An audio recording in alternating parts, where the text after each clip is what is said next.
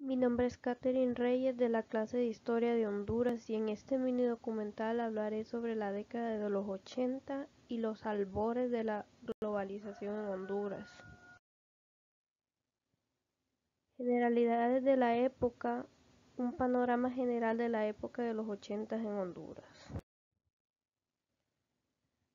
Las crisis políticas y económicas en toda Centroamérica, que comenzaron a finales de los años 70 y 80, fueron el resultado del agravamiento de una serie de factores internos como la distribución desigual de la riqueza, el autoritarismo de las políticas de élite, civiles y militares que crearon inestabilidad en la región.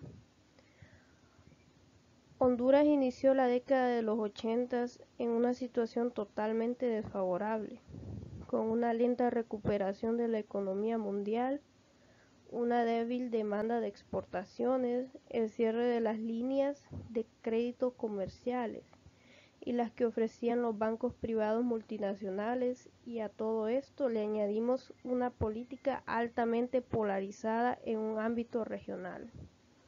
La política llevada a cabo por las potencias de Estados Unidos y la Unión Soviética durante la década de 1980 en Centroamérica agravó la situación, transformándola en una zona de convergencia de las potencias mundiales que en el marco de la Guerra Fría contribuyeron al deterioro de la región y al agravamiento de las crisis sociales. Esta segunda mitad del siglo XX se le reconoce como el mundo bipolar. Factores internos de la crisis económica y política durante los 80. Entre los principales factores internos podemos mencionar la guerra salvadoreña por el pueblo, la represión militar y policial contra movimientos revolucionarios, la crisis económica a causa de desastres naturales, el desarrollo de medidas políticas de control impuestas por Estados Unidos en Honduras, y entre otros están la consolidación de la guerrilla sandinista, las desigualdades sociales en Centroamérica y los brotes revolucionarios en Honduras.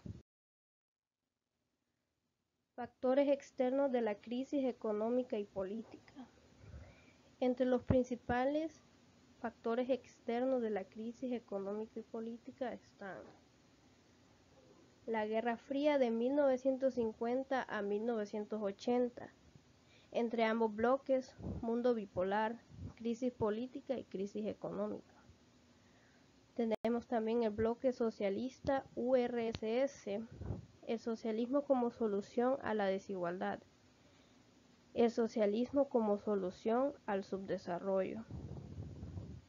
Tenemos también la intervención, Estados Unidos con intervención directa, ejemplo del modelo cubano en América. Todos estos factores externos fueron los que de alguna manera influyeron a la crisis política y económica que se dio en la época. Consecuencias de la crisis económica y política. En el aspecto económico tenemos la economía se estanca, frenando el desarrollo en la región. En el aspecto político tenemos relaciones diplomáticas afectadas por las guerras entre Guatemala, El Salvador y Nicaragua. En el aspecto fronterizo, tenemos la violación a la soberanía nacional por parte de Estados Unidos al instalar en nuestro territorio la base militar de Palmerola para derrocar al Frente Sandinista de Liberación Nacional, Nicaragua.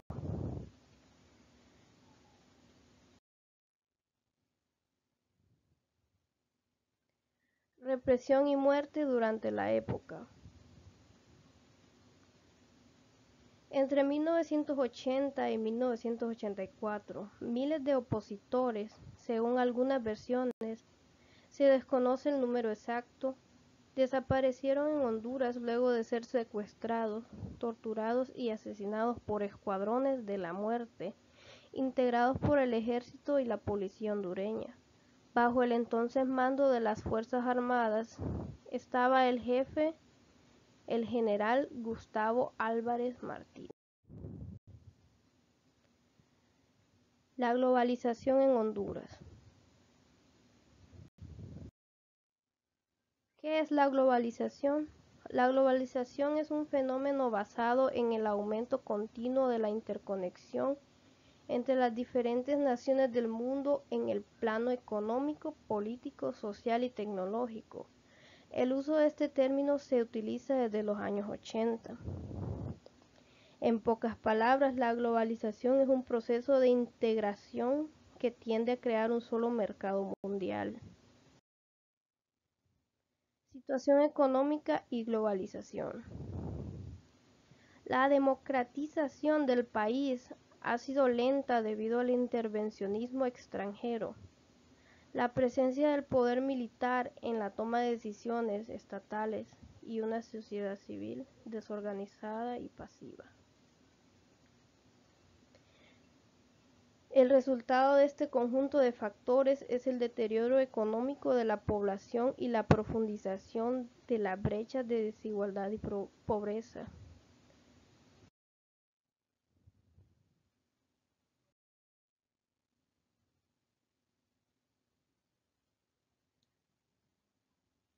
Todos ellos pertenecen a Estados Unidos y desde la década de 1980 hacen recomendaciones a los diferentes gobiernos del Istmo Centroamericano, orientadas a la promoción del neoliberalismo y sus estrategias.